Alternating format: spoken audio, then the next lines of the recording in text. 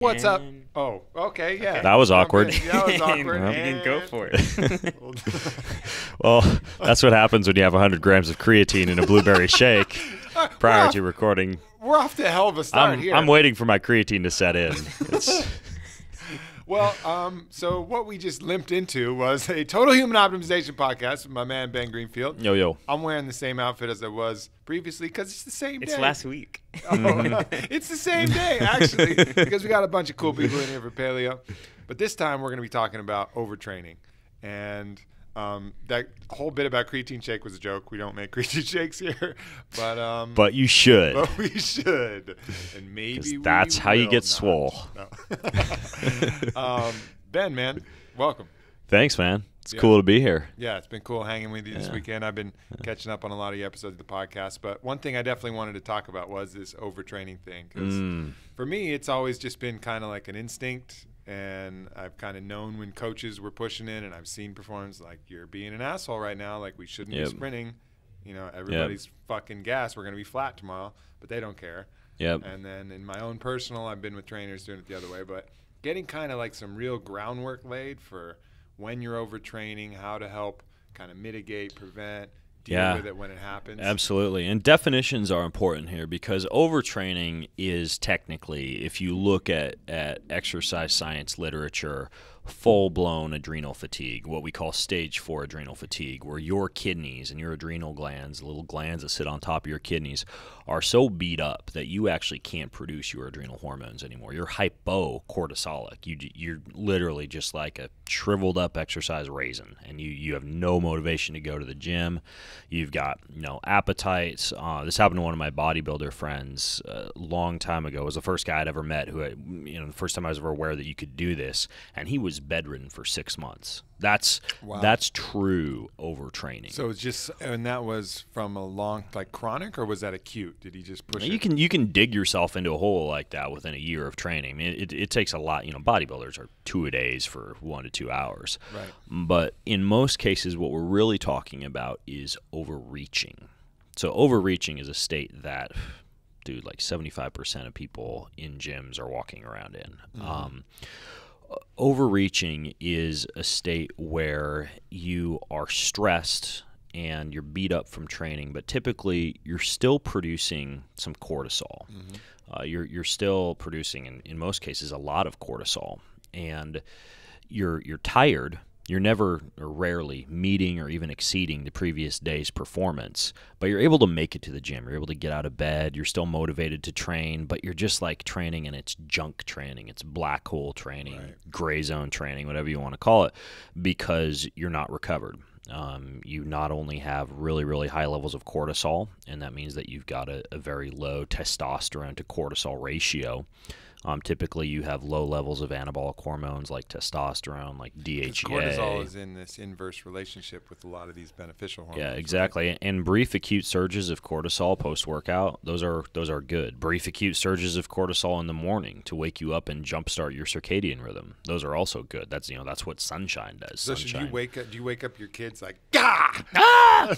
No. So right now, my kids have blackout curtains in their bedroom, and then they have a sunrise alarm clock. So the sun gradually rises in their room. So the opposite of the. I used to get woken up by like a super aggressive tickling from my 300-pound stepdad. Yeah, that's disturbing. Yeah, it gets you fucking flighty in the morning. If your 300-pound stepdad was waking me up like that, I know my cortisol levels would be elevated. Yeah, exactly. You don't need a lot to get that morning surge of cortisol. Often just getting out of bed and getting some morning sunlight exposure, or even using, these blue light boxes are very popular now, where you stare at blue light. And now there's newer devices, and I've been using one. Like here in Austin, the sky has been gray, and there's been like thunderstorms in the morning. So I've been using this little earpiece that you put in your ear, and it blasts into your ears an LED light in both ears. It looks like you're wearing sound headphones, but they're light headphones, and those help me to get that morning surge of cortisol to jumpstart my circadian rhythm. Kind of a rabbit hole, but ultimately the idea is that when you're in that state of adrenal fatigue, in most cases it's what we call a stage 2, the beginning of stage 3, where you're still producing a lot of these stress hormones and you're just stressed out. If you stay in that state for a long period of time, that's where you start to get to the point where cortisol decreases. A lot of your hormones across the board start to drop, DHEA, testosterone, cortisol, everything. But usually it's cortisol that's elevated throughout the day, and your anabolic hormones like testosterone and DHEA that are suppressed. And then eventually your body just eventually, if you everything. stay in that state and you don't go through a rest and recovery cycle, that is where you really dig deep into a hole that can take months and months to recover from. And that's usually the time when people will go to the doctor, or they'll go to some trainer guru or something and say, hey, something is wrong with my body. Yeah. Now, another sign of that is you simply cannot function during the day without sugar, like glucose sources, or caffeine. And the reason for that is because cortisol causes liver glycogenolysis. What that means is it's the trigger for your liver to break down glycogen and send glucose into the bloodstream so that you have energy throughout the day. If you get to the point where you can't make cortisol at all, you just can't function during the day unless you have adrenal stimulants and unless you have sugar. Because people say they need a pot of coffee to get out of bed. Yeah, and that's a good sign. If you have to have a pot of coffee, and you can test to see if it's just the taste and the feeling of the coffee and maybe that hot beverage that helps you to have your morning poo or whatever. Yeah, if that's all it is, then you should be able to switch to like whatever Swiss water decaf for a week, and you'll be fine, right? Like you don't get headaches and stuff. But if you can't switch to decaf, that's a pretty good sign. It's not the taste of the caffeine or the warm morning hug. It's the caffeine. Yeah. So ultimately, when it comes to definitions, that's what we're looking at. And the other thing that's important to bear in mind here is that overreaching. So we've identified that overtraining is that full-blown state that we never want to get into. But when we're talking about overreaching, that is a strategy that is smart. It's smart for coaches to use with their athletes. It's smart for people who are trying to get uber fit, or people who are trying to not plateau their fitness. It's a good state to be in. It's a tricky state, or a dangerous state to play with. But ultimately, what I mean by that is there's a term in exercise science called supercompensation. Supercompensation means that you dig yourself into a little bit of a hole, not too deep, but you overreach your body. And that would mean like a phase during the week where you overreach your body, or a phase during a multi-week training cycle, like a 4-week training cycle where there's 1 week that's very hard. But then you follow that with rest and recovery, and supercompensation means that when you recover, you bounce back even more fit and more healthy than you would have been if you hadn't dug yourself into that uncomfortable hole where for those last few workouts before you went through your rest and recovery cycle, they were tough. You didn't want to be there. You were sore. You maybe weren't meeting or exceeding the previous day's performance.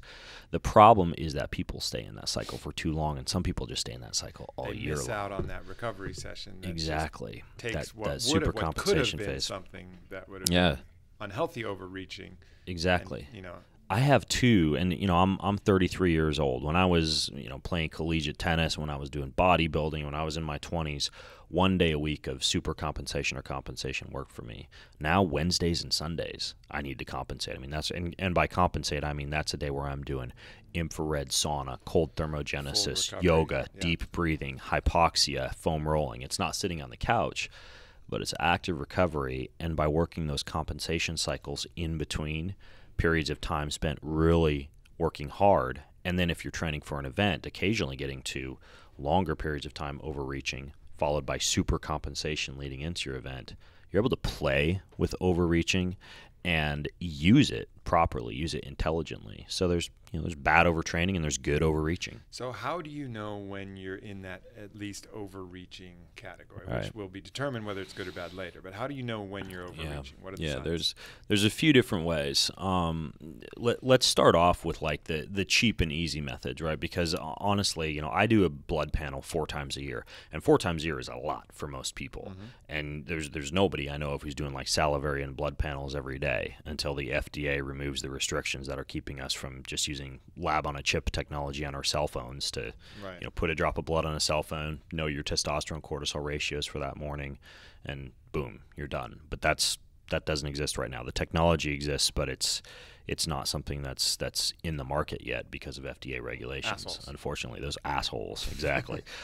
So what you can do, first of all, as far as easy and inexpensive methods, one is something that I do every morning. It's a 5-minute check of heart rate variability.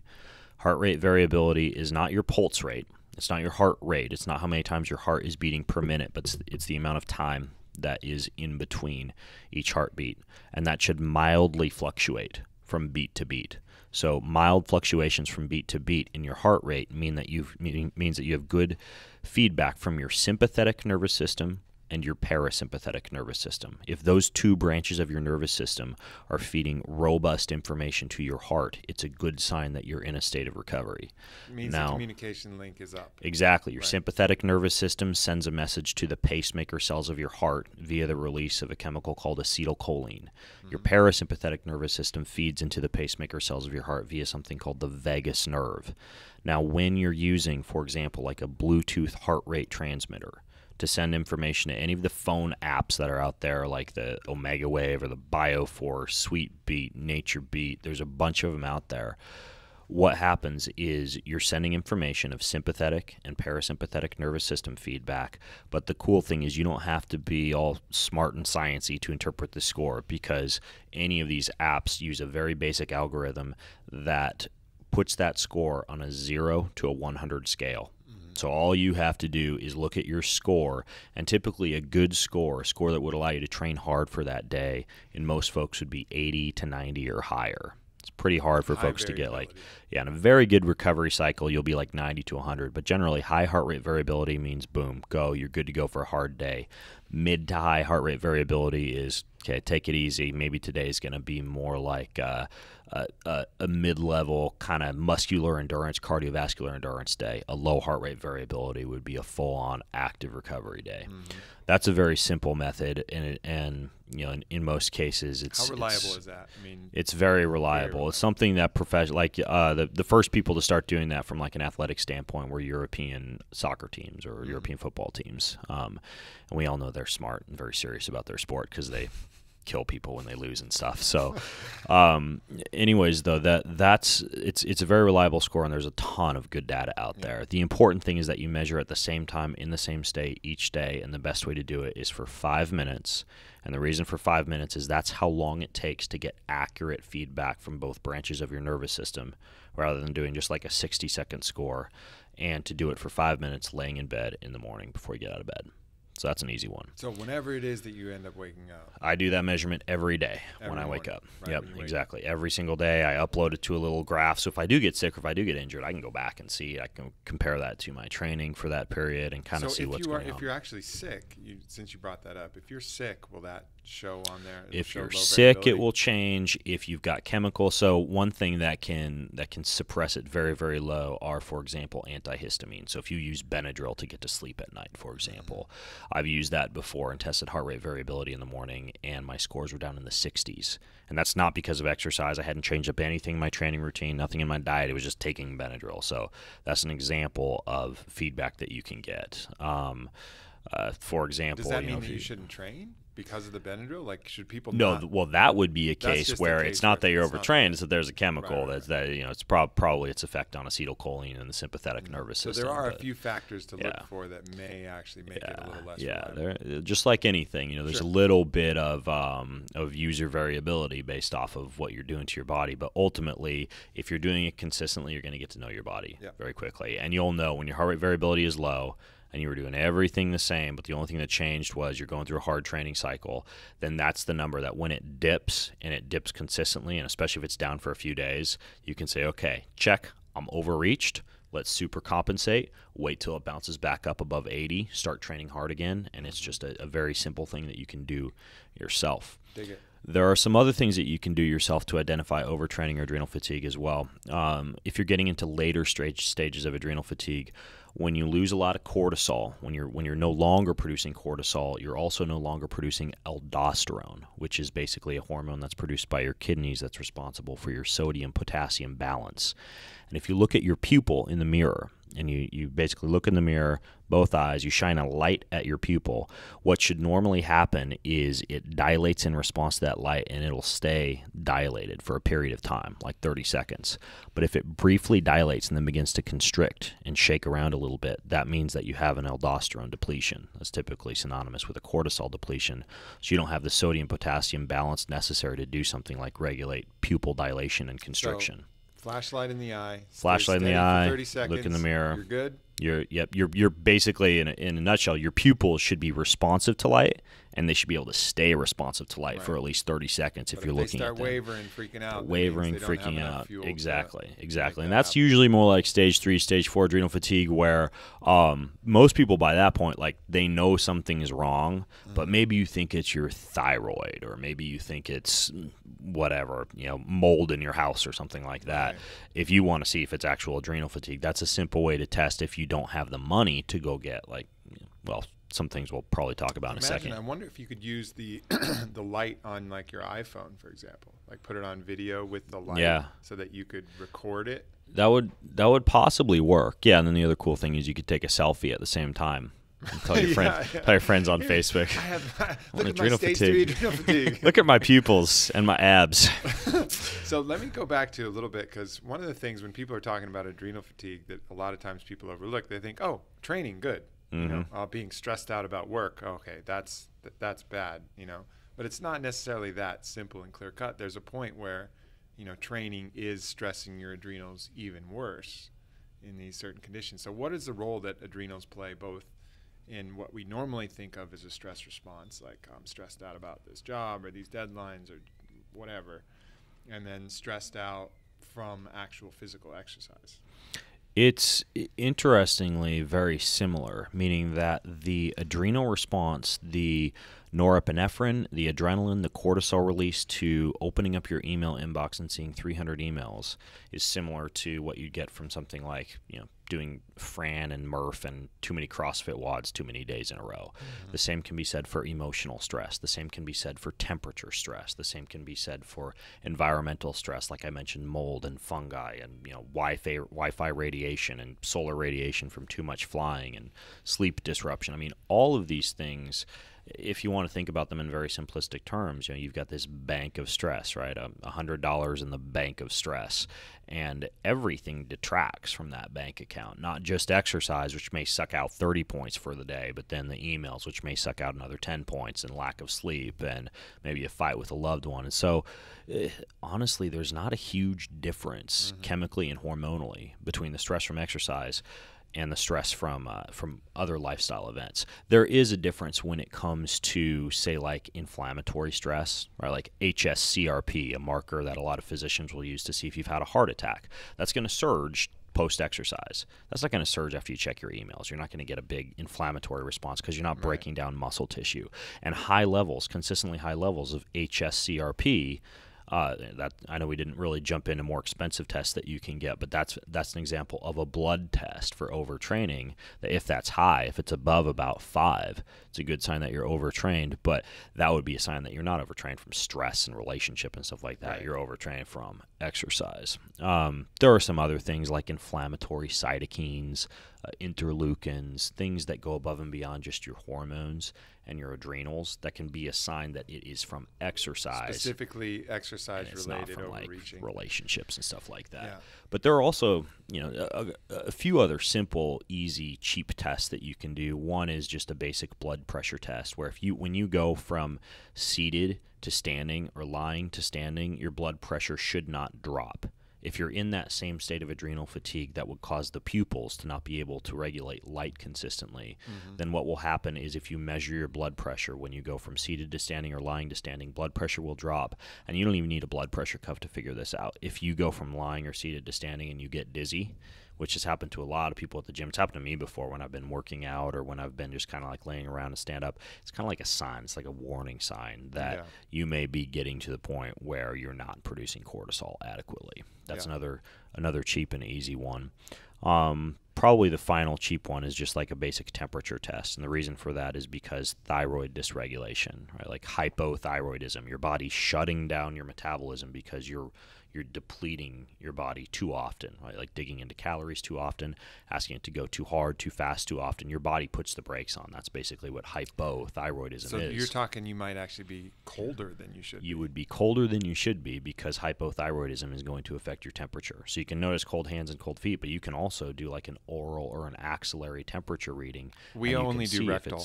Okay. Well, yeah. You could also do rectal and oral. Just keep track of which thermometer you're using for which, or keep a Kleenex by the bedside.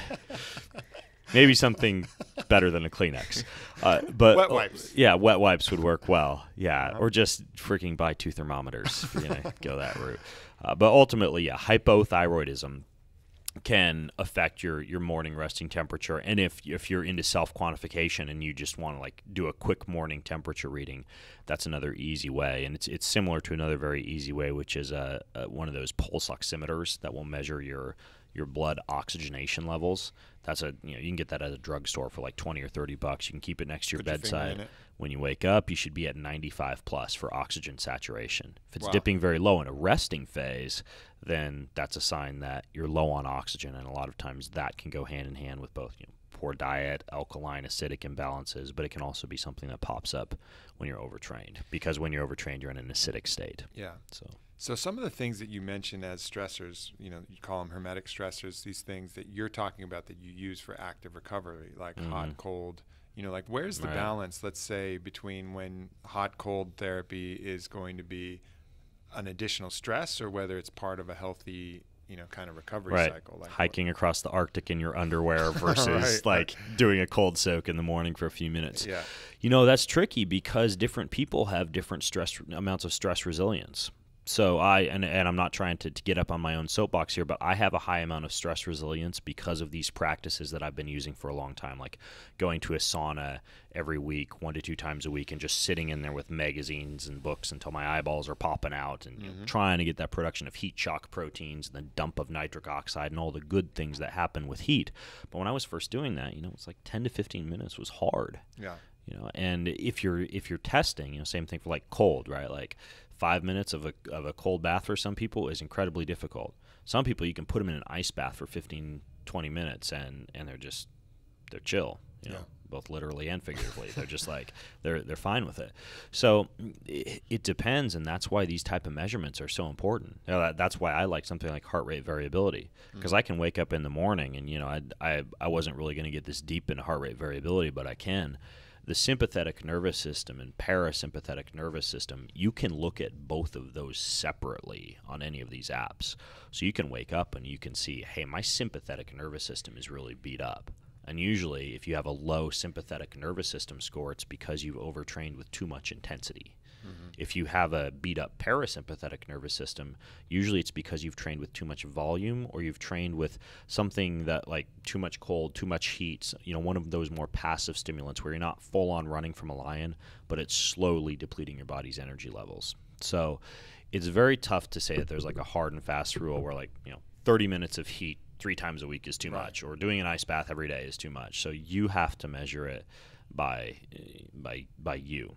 That's cool that you can kind of isolate those and at least get some clues to see, like, all right, what am I doing too much of? Because is this lifestyle? Is this training? It can influence your training decisions for the day acutely. I mean, if you're cool with calling your own shots and doing an audible on your workouts for the day, then you can literally wake up in the morning and see that you've got a low parasympathetic nervous system score and a high sympathetic nervous system score, and decide to replace an hour-long aerobic lunchtime run with a Tabata set on the bike instead, because you know that your sympathetic nervous system is more resilient for that day.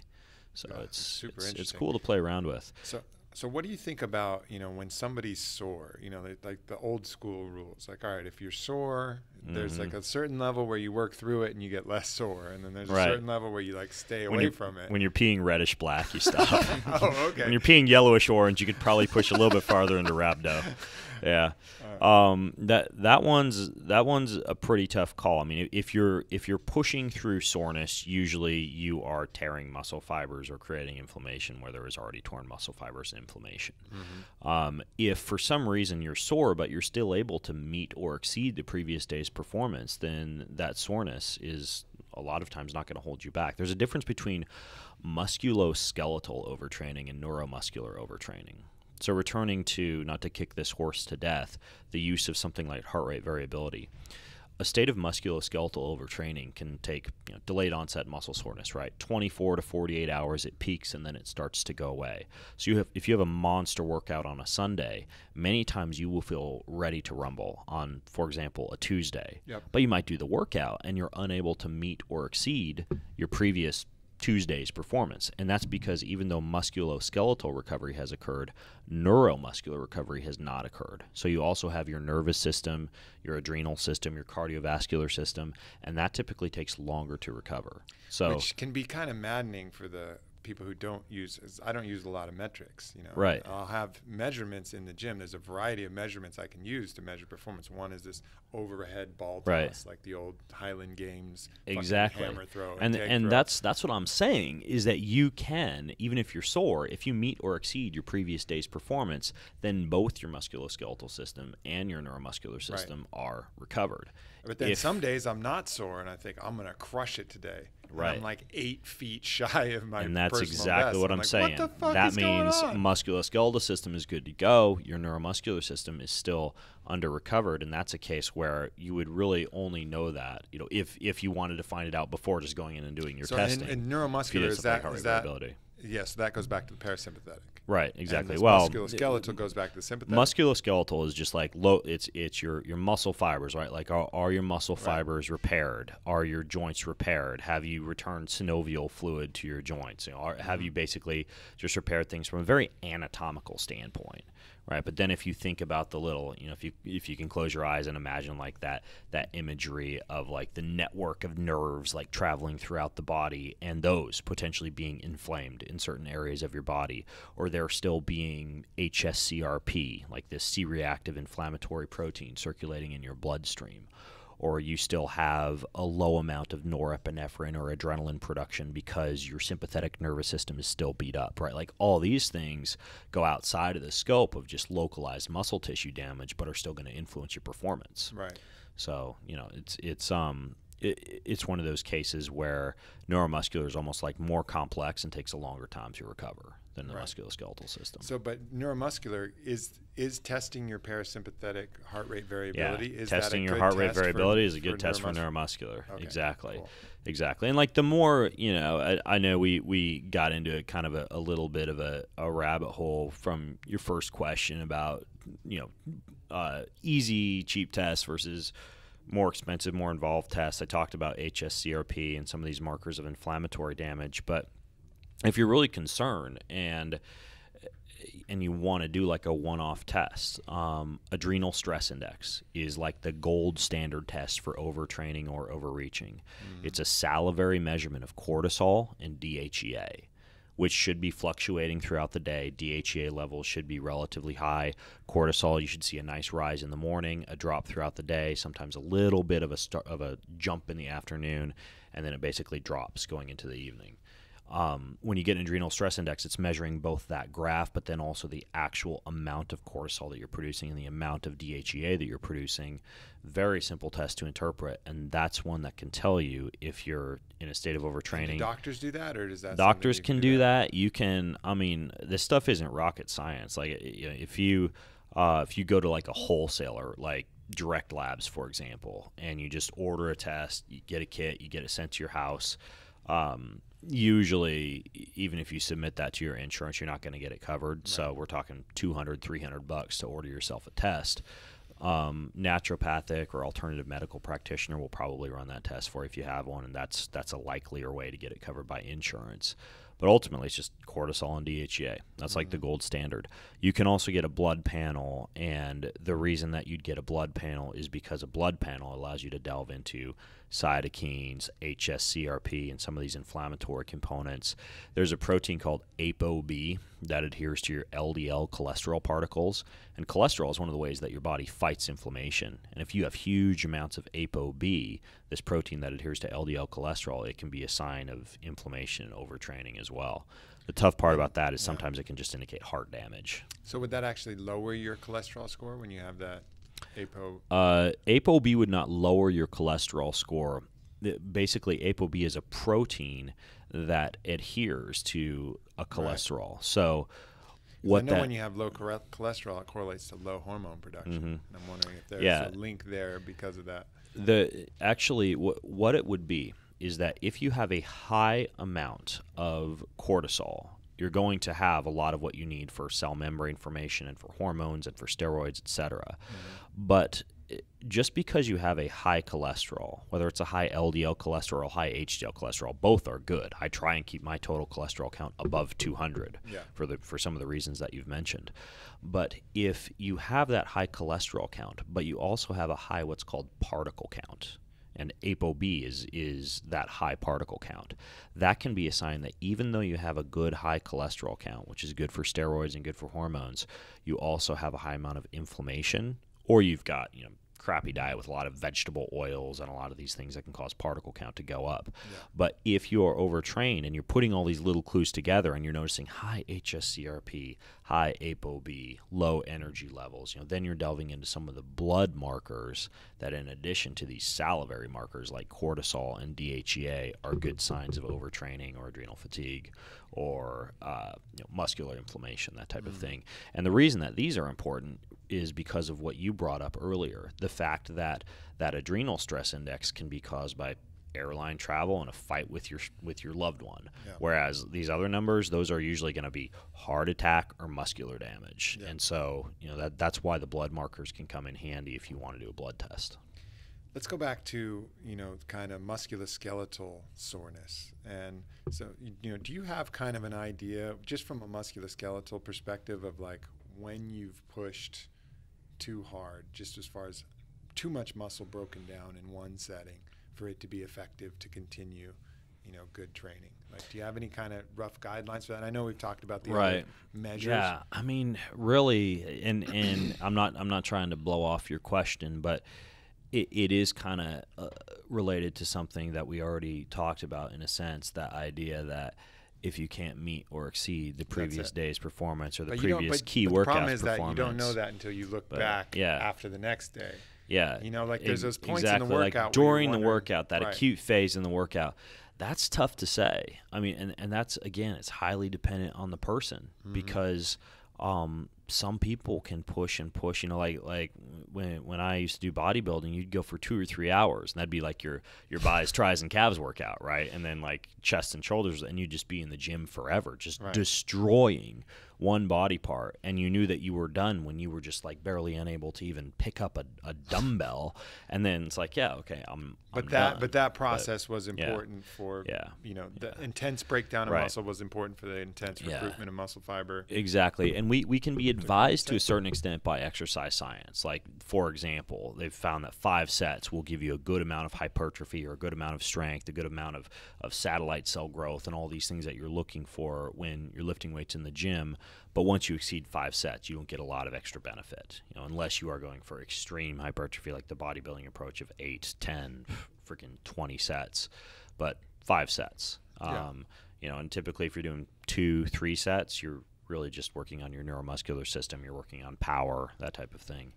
But it's one of those things where it's gonna depend on the athlete's history, their goals. So it's tough to say. It's going to vary a lot, because some people get crushed with a 20-minute, 3 sets of 12 workout if they're just getting started out, and some people can handle a lot more. So it kind of depends. And, I was joking a little bit about the urine, but I mean, like, if you finish a workout and you're peeing and you haven't had a bunch of vitamin B beforehand or something like that, and you're peeing like a dark orange or red, I mean, that's a pretty good sign that your kidneys are basically peeing out muscle proteins, because so many have spilled into the bloodstream. And that's happened to me. It happened to me after Kokoro, when I did like the week-long SEAL Fit training in Encinitas. It happens to me after Ironman. It happened to me after Spartan World Championships. I mean, like, but you're a crazy fucking. You know by that point that you're taking years off your life or whatever. So, ultimately, it's one of those things going to vary, and that's what rhabdo is, right? I mean, that's what rhabdo is. It's just your kidneys getting pooped out from so much muscle fibers, like broken down muscle fibers that are actually winding up in your bloodstream, just proteins basically. The same that would happen if you had a 100-gram creatine shake, essentially, in terms of stress on the kidneys. The other thing is that when we're talking about like easy to measure things, and that reminded me when I brought up urine color, is that, again, if you're just going super duper simple, heart rate, not heart rate variability, but let's say you're just like, screw that, I don't want to go out and buy a Bluetooth heart rate monitor, get an app. Heart rate, a lot of times we think that when the heart rate is dropping, you're getting more fit, right? Because you're producing more blood and your stroke volume is going up, so your cardiac output has increased, and you got to pump fewer times per minute to get blood where it needs to go. And so as you get more fit, your heart rate drops from 60 to 55 to 50 to 45. But what happens is in somebody who's already fit, and I know you've probably got a lot of listeners who are kind of on the pointy edge of fitness, right? Like they're working out and they've gotten pretty fit. But if heart rate all of a sudden takes a significant drop, like it drops from 40 to 36 or it drops from 45 to 42, that can be a sign also of adrenal fatigue and low heart rate variability. So just a sharp drop in heart rate, and usually that's synonymous like a drop in weight, drop in energy levels, etc. So that's another thing that confuses people sometimes, is sometimes bradycardia or low resting heart rate is not a sign of superior Lance Armstrong-esque cardiovascular fitness. It's a sign, again, that you're overtrained. So let's troubleshoot, one situation. You're in the gym, you overreach. You're like, fuck. I really did it, and I'd still like to keep training. I got some other things coming up. What's your emergency response protocol for God damn it, I did it? Maybe you got locked in a one-on-one battle like I had with fucking Luca the other day, and you're just going deep. Yeah. So first of all, I like to chunk recovery protocols into active recovery that you go out and do, and then pills that you pop, right? Like supplements that you take. 'Cause those are kind of the two categories that stuff like this falls into. So you take, for example, cold plunges and cold thermogenesis. Fantastic for reducing inflammation and inflammatory cytokines. If you combine that with hot-cold contrast, so you get a dump of nitric oxide, then you're delivering more glucose, more oxygen to muscle tissue. You're milking out metabolites even more quickly, and that would be an example of something that could help you dig yourself out of that hole more quickly. The classic ice bath. Hot-cold contrast. Hot-cold contrast showers, cold soak followed by a hot shower, vice versa. Infrared sauna followed by a cold shower. Cryo to infrared sauna, like you can do here at the Onnit Academy? Like you can do here at the Onnit Academy. I believe my wife did something just like that this morning, as a matter of fact, because she was super duper sore from the fitness testing she was doing at the paleo conference.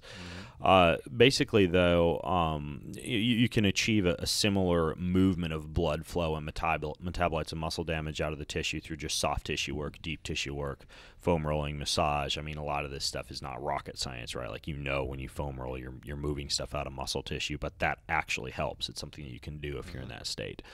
Most of the stuff that I just talked about is all musculoskeletal, right? But then when you want to kind of dig in and help the neuromuscular system out, adrenal glands, storehouse of vitamin C and electrolytes. So when your adrenal glands are fatigued, then in many cases, if you're dumping vitamin C into your system, if you're dumping things like sea salt and electrolytes into your system, that can help your adrenals to recover more quickly.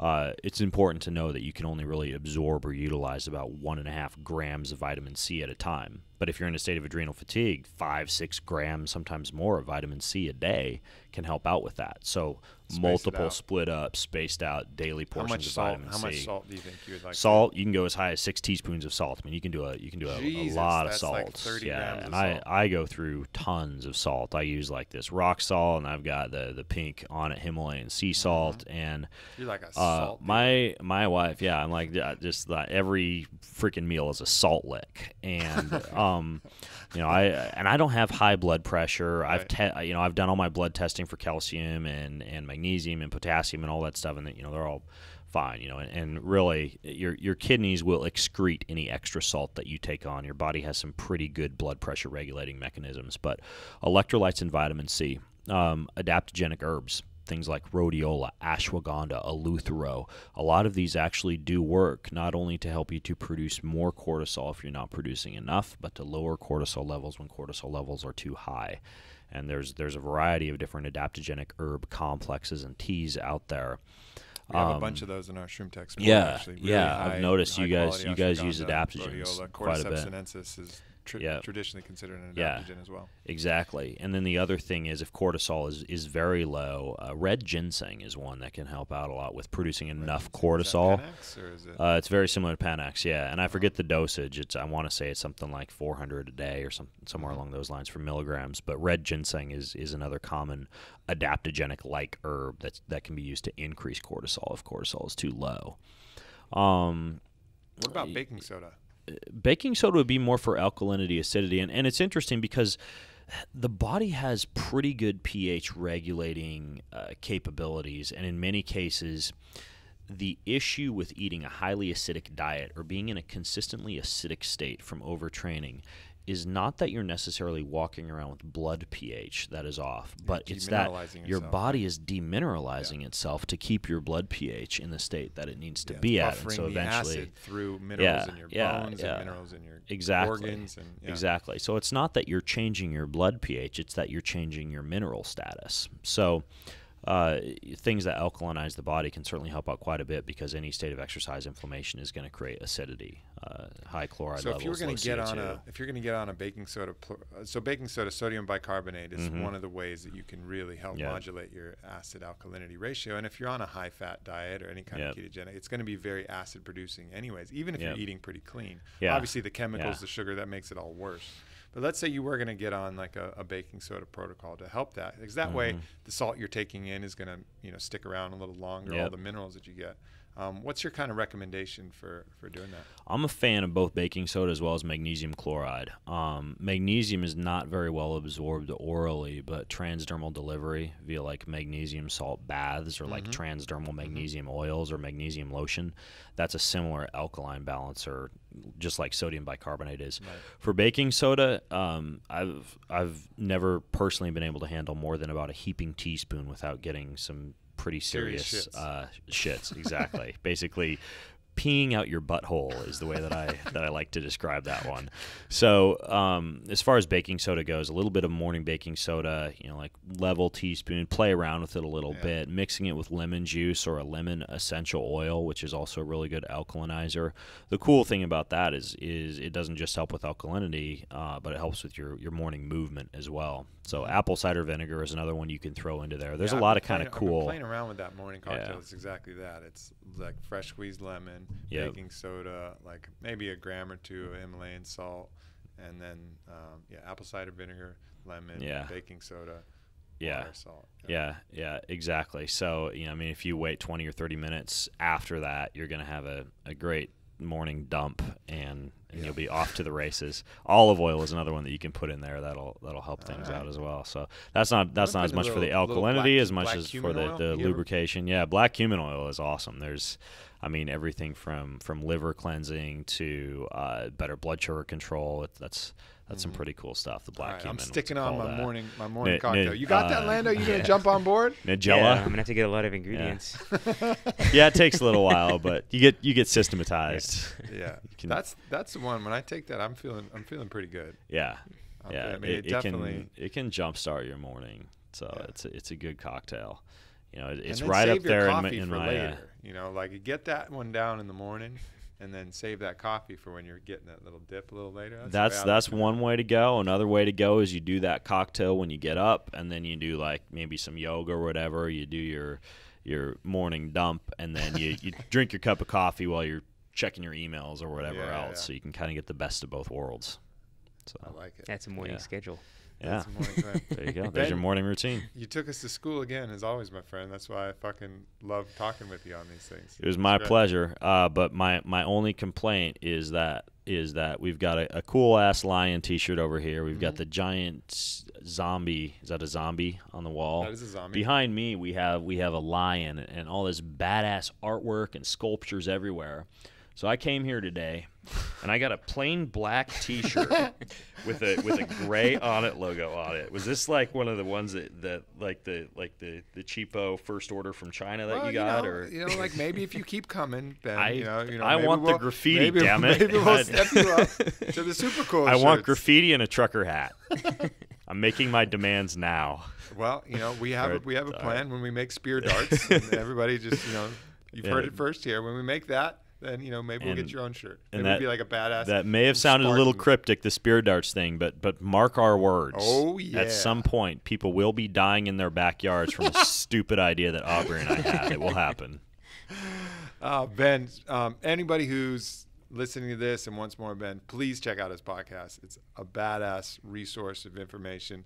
I've listened to it before, but now recently I'm really getting back into it, and it's the first thing I'm playing in my car because you really know your shit, and I appreciate what you're doing. So check out the Ben Greenfield podcast. What is it?